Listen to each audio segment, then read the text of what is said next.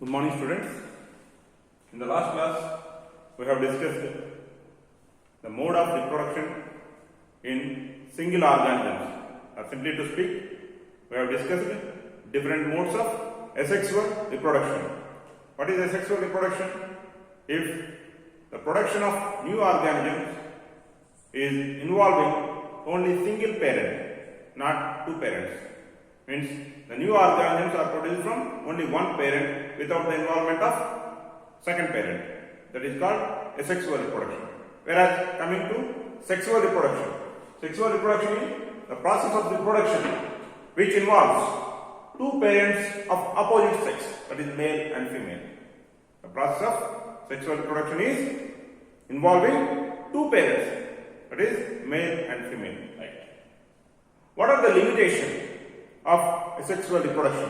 Why sexual reproduction has evolved during the course of evolution? Initially, in the primitive organisms, that is unicellular organisms, sexual reproduction was not there. But in the course of time, as multicellular organisms are formed and even the unicellular organisms have faced different conditions in their living environment, they also just observed slight basic model of sexual reproduction, and multicellular organisms sexual reproduction is observed so frequently.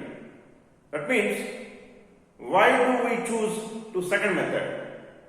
When we were following one previous method, why do we choose the second method? Definitely, if the second method is having more advantages and if the first method is having certain limitations, right? So, from asexual mode to sexual mode, in the course of evolution, the organisms have shifted. At least sometimes they have observed sexual mode of reproduction, okay, along with the asexual mode of reproduction. That means there are some limitations in the asexual mode of reproduction. What are the limitations of asexual mode of reproduction?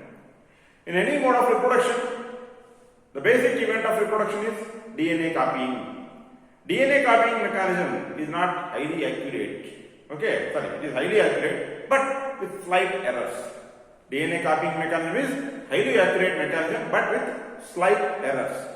Due to these slight errors in the biochemical reactions of the DNA copying mechanism, some changes are going to be observed in the new DNA copy.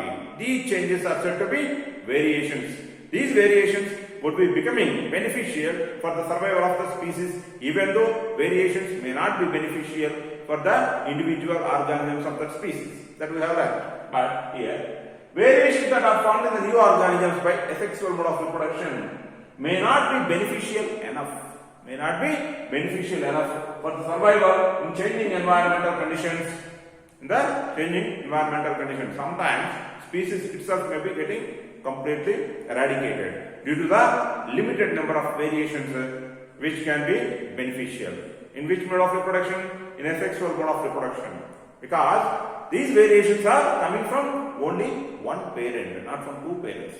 Okay, if environment is changing rapidly and variations that the new organism is getting in limited number, the changes are more in the environment but the changes in the body region are less in the organism. Then what it will result? It will result in the death of the organism.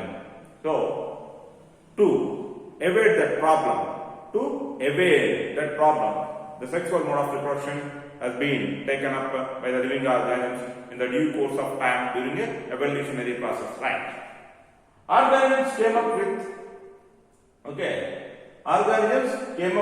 reproductive modes that have allowed to have more and more variations in the offspring. So, in order to avoid the problem of having low number of variations in high number of changes having environment, what organisms have done? Organisms have just taken up, organisms have come up with new modes of reproduction with which more and more variations are going to be just incorporated in their body design. Right? Okay, right. In order to bring more variations of DNA, if DNA copying mechanisms are becoming less accurate, so because we have discussed that how variations are formed because of the errors in the biochemical reactions of DNA copying mechanism.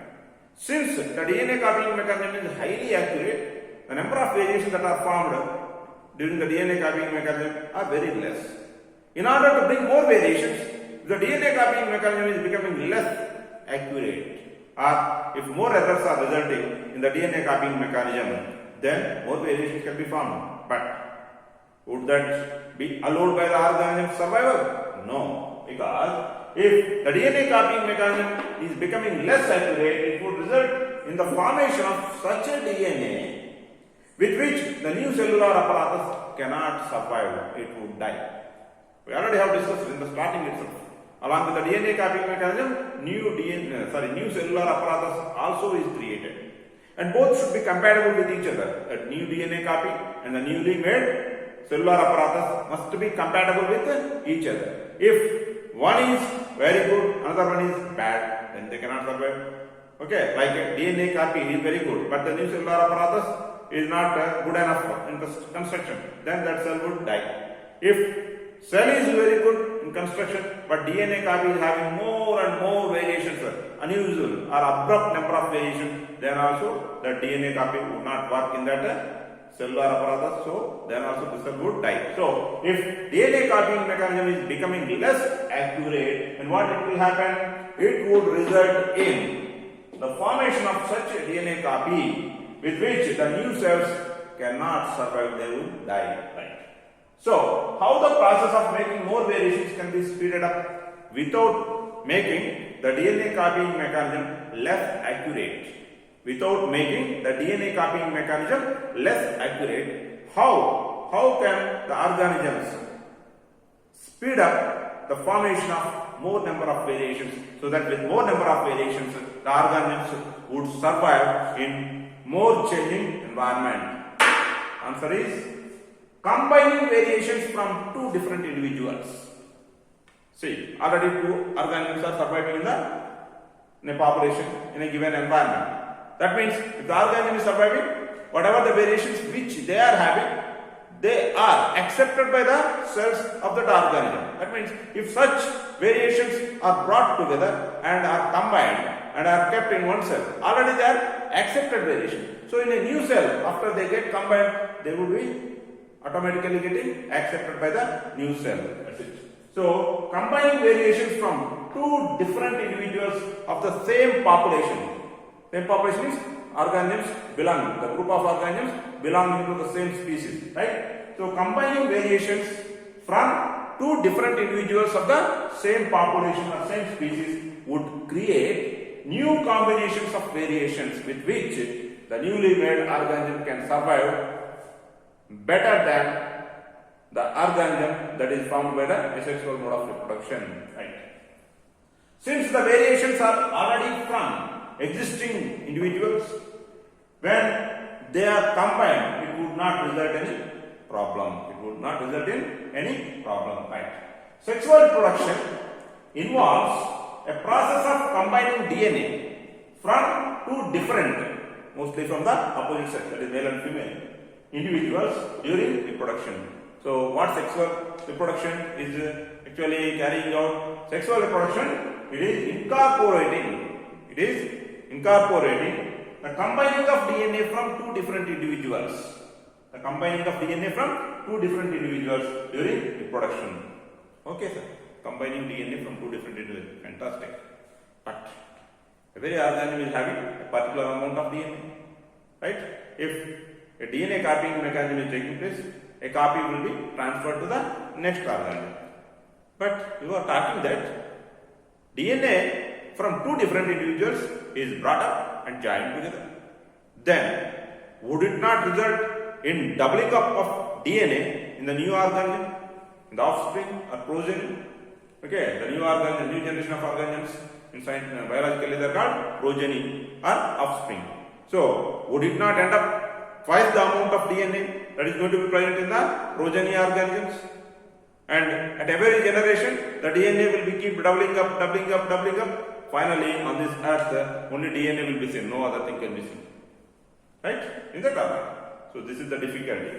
Right? So, what is the difficulty that is posed, okay, to the organisms in terms of transfer of DNA? from parents to offspring, okay, in sexual reproduction.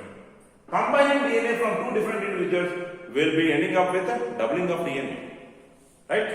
So, every new generation will have twice the amount of DNA and twice the number of chromosomes than their previous generation had, right? If sexual reproduction is incorporating, combining DNA from two different individuals, what it is going to result in?